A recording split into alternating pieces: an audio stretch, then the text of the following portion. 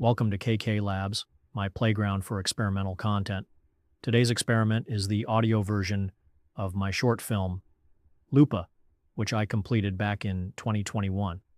I've been thinking about screening this film in a different way as a live performance. The idea? Play the original soundtrack, produced and performed entirely by me, then echo the voices in a dub style, creating a layered, immersive experience, maybe something for a future event.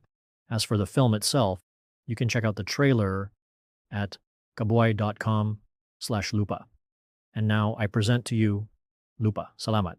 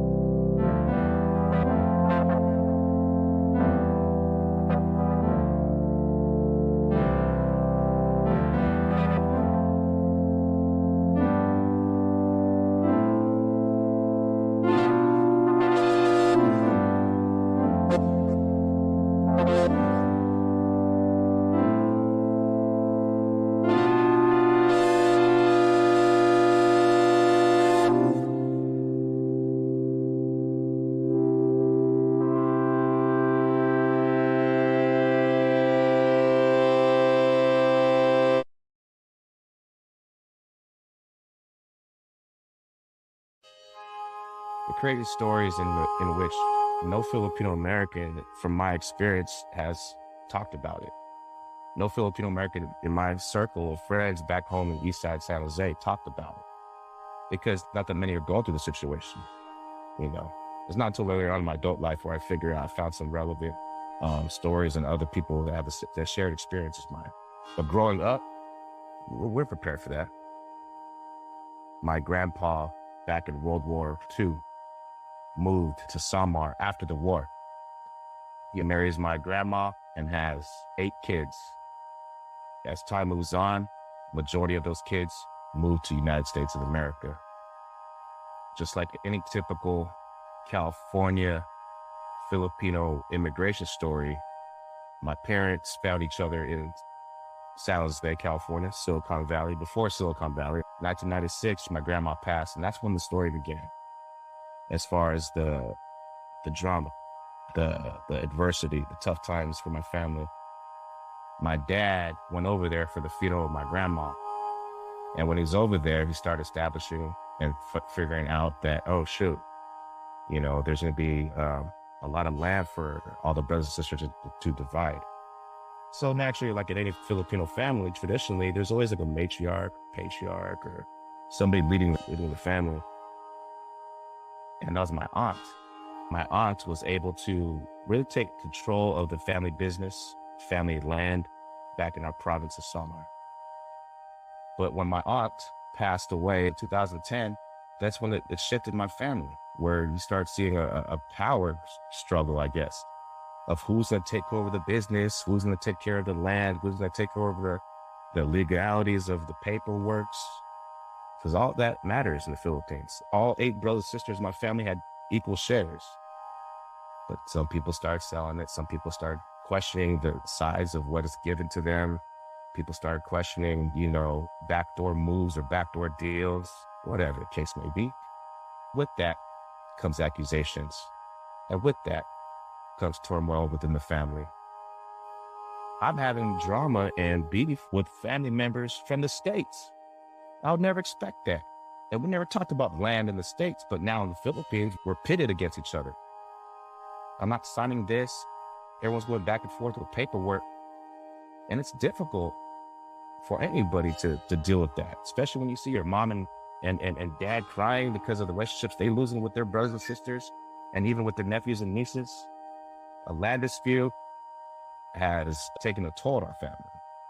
When I say taking a toll, it's not just threats. This is not just accusations. I'm talking about lost lives now. And for Filipino Americans thinking that they go to the Philippines and it might be safe, and they might have an attitude of saying, oh, this is my land, bro. This is my land, and you go there and it's rightfully yours. You could be a dual citizen, rightfully yours, but you go there and they refuse to do this or do that or agree or collaborate or come to a sensible agreement. That wasn't my family. Instead, what happened was year after year, 2018, cousin got murdered. 2019, my aunt got murdered. 2021, my dad gets murdered. 2021, my cousin gets ambushed and shot. And also 2020, another cousin gets ambushed and shot. Both my cousins who got shot in 2020, 2021, both lived. My dad didn't survive. My aunt didn't survive in 2019 because of these land disputes, because of the accusations, because of the personal attacks, because of people losing money, because of people thinking that they're going to get money and they didn't get it. Losing your favorite cousins, losing your favorite auntie and uncle to a land dispute is a pain that I would not wish anybody this type of pain.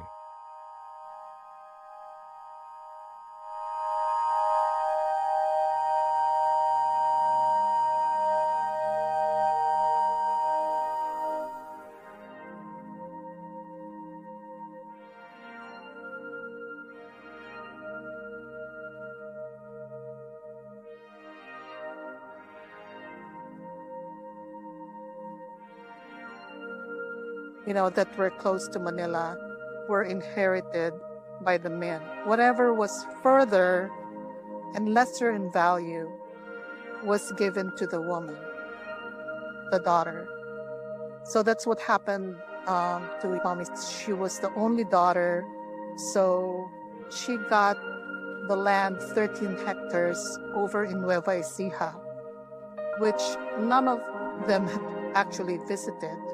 So the treasurer of the town would come over and travel to Pasig just to collect the taxes every year. So sight unseen, the only people who saw that particular land was not even the one who inherited it, but the males and the patriarch, which was the grandfather, who purchased the property. So what eventually happened was we were paying taxes on it year after year and has not seen any benefit or any money made from leasing the farmland to the local farmers over there. So not even, I think they brought in like one watermelon, just to show us that the land was actually productive. But other than that, they didn't have any benefit from the produce of the land in Nueva Ecija. So eventually, decades later, when Mommy passed away, my father eventually sold it, 13 hectares of it, because it was basically unproductive and we didn't see the fruits of the produce over there. So we just sold it, and since it's over in Communist Party country, back then it was sold for a very low price. So that's the story of the inheritance.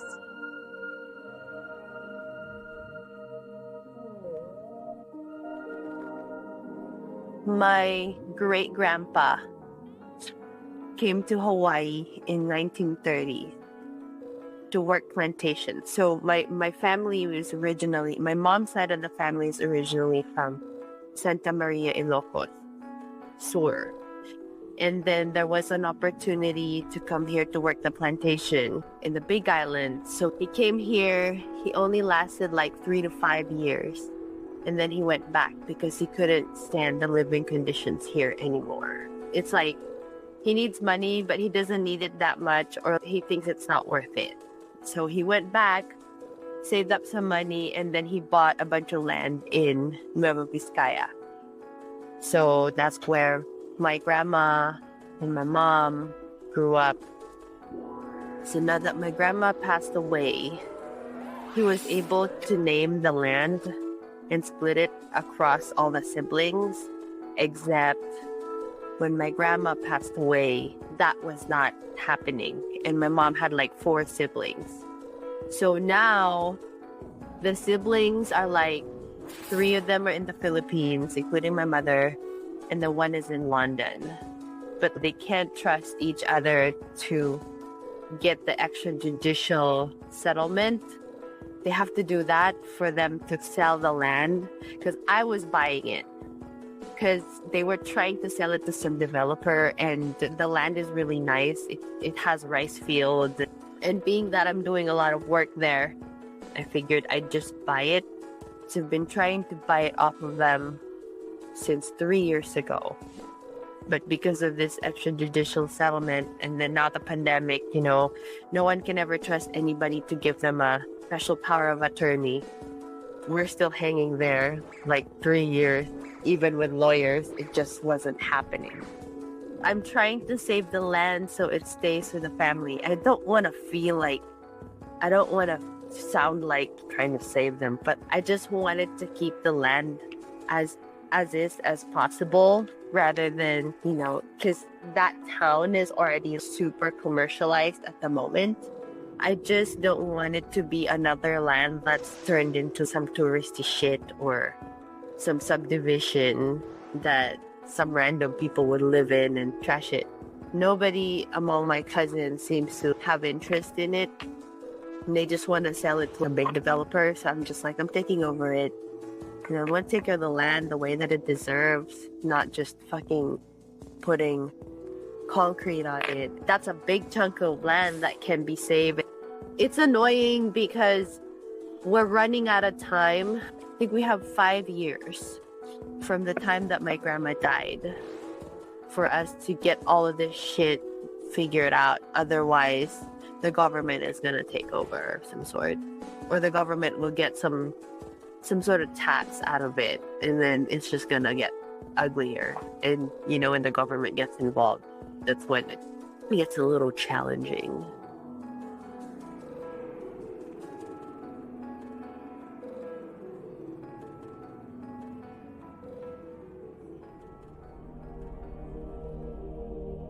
My mother inherited a parcel of land. It's about 5 hectares. It's in Pangasinan. I'm not so sure of the name, but it's around Bayambang. So she inherited it from her aunt. It is tenant occupied. They've been tilling the land for so many years, maybe about 80 to 90 years. So the land is still there. When my mom died, she said that, this is the land that I inherited from my aunt for 5 hectares. See what you want to do about it, or maybe just leave it alone and leave it to the tenants who have been there for so long. So I have decided not to do anything about it because the tenants have been there for a long, long time, and that's part of their means of livelihood.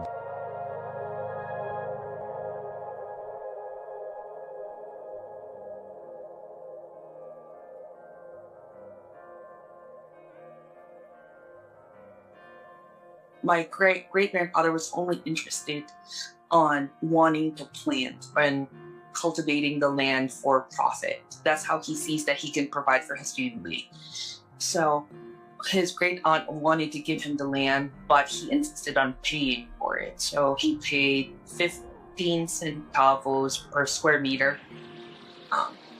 For a few years, it was farmland. We had coconut plantation, pineapple, rice fields.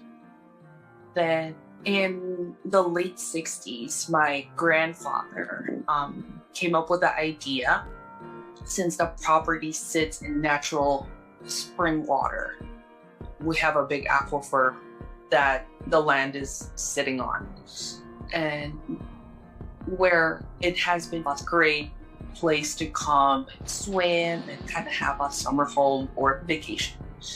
My grandfather proposed to the family to open it as a resort. His brothers and sisters were hesitant about it because it was uncertain.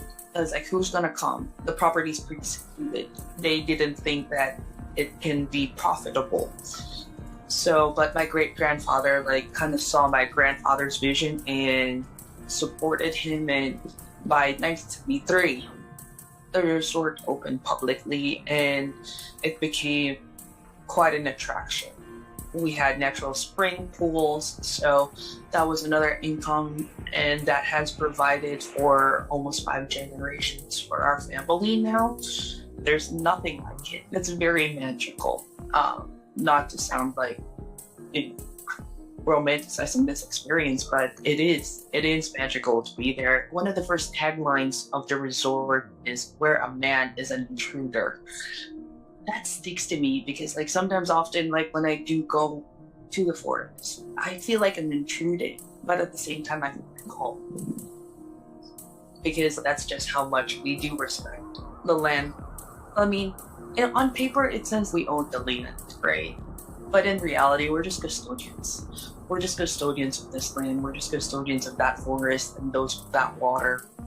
And that's why we try to leverage, use our privilege to make sure that the aquifer doesn't get tapped out, that the surrounding places doesn't get overdeveloped, and our resources would just not be depleted like that. Because we do feel like a soul, we do feel that type of responsibility to not exploit it and yet just enhance its beauty.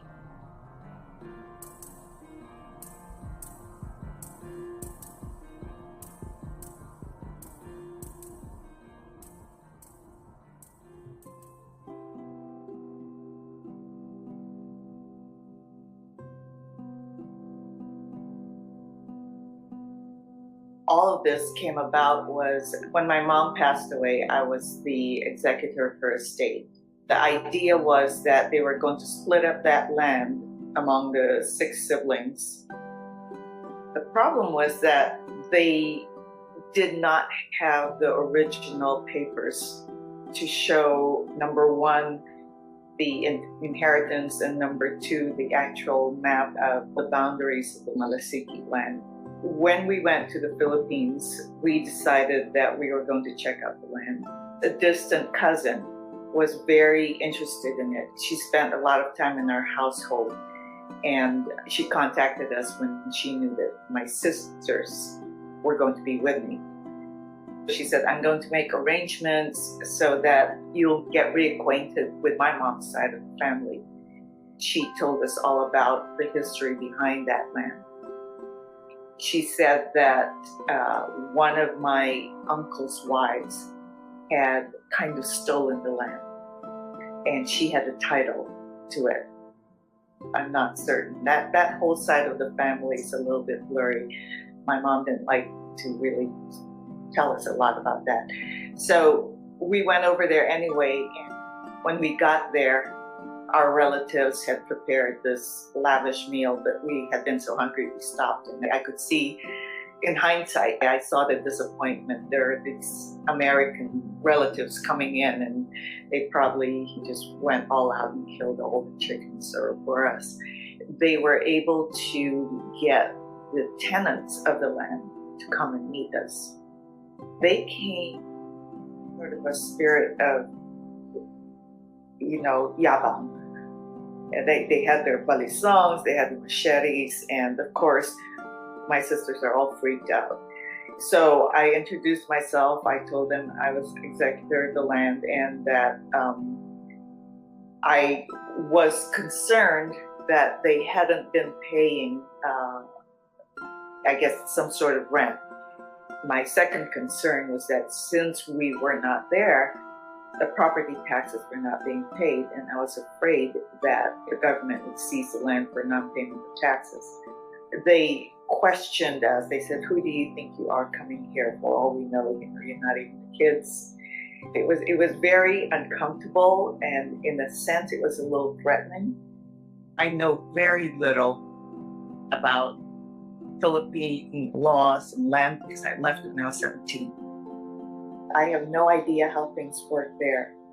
Now that I am retired, it's almost too tiring to even think about going through all of this. The other part of it is I'm sorry, because then we have nothing of our homeland to give to our own children for them to hang on to. And it's almost as if we have decided to obliterate That connection, Philippines, by not acting as planned. the sadness of all of this is that in the Philippines, we never established connections with family there.